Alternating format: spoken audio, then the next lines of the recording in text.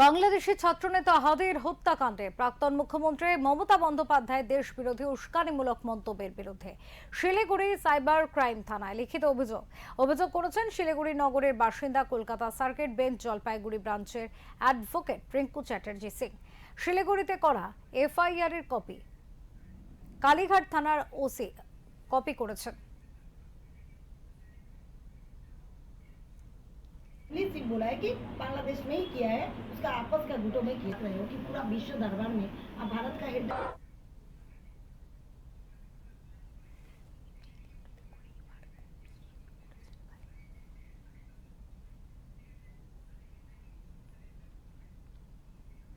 এই বিষয়ে আমরা কথা বলবো আমাদের প্রতিনিধির সাথে, রয়েছে অরূপ পোদ্দার।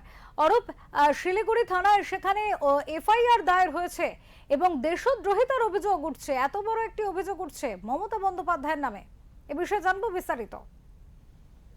দেখো অপূর্বা, তোমাকে আমি জানিয়ে রাখি, মমতা বন্দ্যোপাধ্যায় ওয়াই চ্যানেলে যে ধর্ণা মঞ্চ দিয়েছিল সেখান থেকে কিন্তু তিনি যে বাংলাদেশ হাদি হত্যাকাণ্ড রয়েছে সেই হত্যাকাণ্ড নিয়ে কিন্তু মন্তব্য করেন যে কি উনি অনেক কিছু জানেন, যা বললে কিন্তু অসুবিধায় পড়বে, এমন ধরনের কথা তিনি বলবেন যে দেশের স্বরাষ্ট্র মন্ত্রকের নির্দেশে এই হত্যা করা হয়েছে, এমন ধরনের মন্তব্য কিন্তু করেন বলে কিন্তু অভিযোগ করছে শিলিগুড়ি আইনজীবী।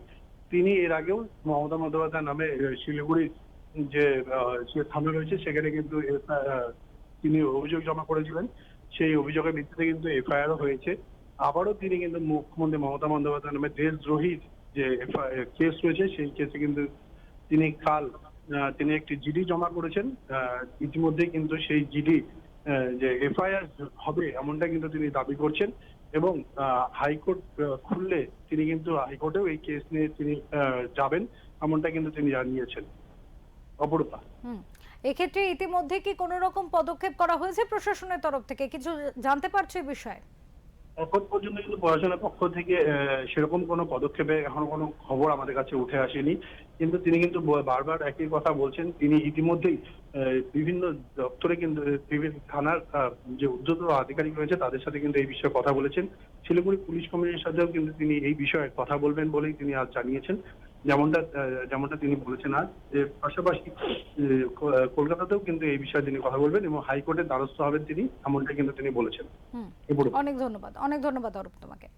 আমাদের সাথে ছিলেন আমাদের প্রতিনিধি অরূপ পোদ্দার, তিনি যেমনটা জানালেন। দর্শকদের আরো একবার জানিয়ে রাখতে চাইবো, শিলিগুড়িতে অ্যাডভোকেট রিঙ্কু চ্যাটার্জি সিং তিনি মমতা বন্দ্যোপাধ্যায়ের বিরুদ্ধে এফআইআর দায়ের করেছেন। তার বক্তব্য, দেশদ্রোহীর মতো কথা বলেছেন মমতা বন্দ্যোপাধ্যায়। তিনি বাংলাদেশে হাদি কাণ্ডে এবার মুখ খুলেছেন এবং তিনি স্বরাষ্ট্র সচিব অর্থাৎ ভারতবর্ষের স্বরাষ্ট্র সচিবকে কেন্দ্র করে এক বিতর্কিত মন্তব্য করেছেন 2রা জুন সভা থেকে, এবং সেখান থেকেই স্বাভাবিকভাবেই প্রশ্ন উঠছে দেশের বিষয় নিরাপত্তা নিয়েও এবং দেশের সঙ্গে আন্তর্জাতিক ক্ষেত্রে বিভিন্ন দেশের যে সম্পর্ক থাকে, কূটনৈতিক সম্পর্ক, রাজনৈতিক সম্পর্ক যে থাকে, সেক্ষেত্রে বাংলাদেশ এবং ভারতের সম্পর্ক এই মন্তব্যের ফলে অনেকটাই কিন্তু তার প্রভাব পড়তে পারে সেই সম্পর্কের উপর, এমনও কিন্তু আশঙ্কা প্রকাশ করছে বিভিন্ন মহল। প্রতিবেশী দেশ বাংলাদেশ, প্রতিবেশী রাষ্ট্র বাংলাদেশের একটা রাজনৈতিক হত্যা হাদি, তার হত্যা কিন্তু সেই দেশ করেনি, করেছে স্বরাষ্ট্রমন্ত্রকের নির্দেশে। মণিপুর থেকে তাকে এসটিএফ ধরে, তারপরে স্বরাষ্ট্রমন্ত্রকের নির্দেশে তাকে এখানে মানে হত্যা করা হয়, আর ওনাকে ফোন করে বলা হয় সে কথা।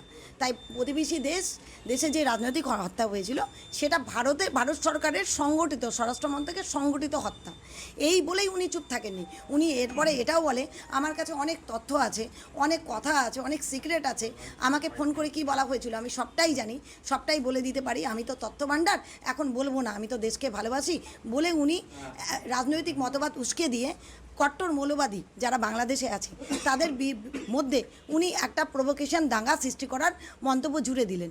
এটাতে কি হলো, পুরো বিশ্ব দরবারে পাবলিক ডমিনে উনি ভারতবর্ষকে মাথা হেড ডাউন করে দিলেন, বিশ্ব দরবারে ভারতবর্ষের নিরাপত্তাকে অসুরক্ষিত করে দিলেন, ভারতবর্ষের মান সম্মানকে একদম কলঙ্কিত করে দিলেন। তারপর উনি এর সাথেই উনি চুপ থাকেনি, উনি বাংলাদেশে বসবাসকারী হিন্দুদের নিরাপত্তাকে অসুরক্ষিত করে দিলেন।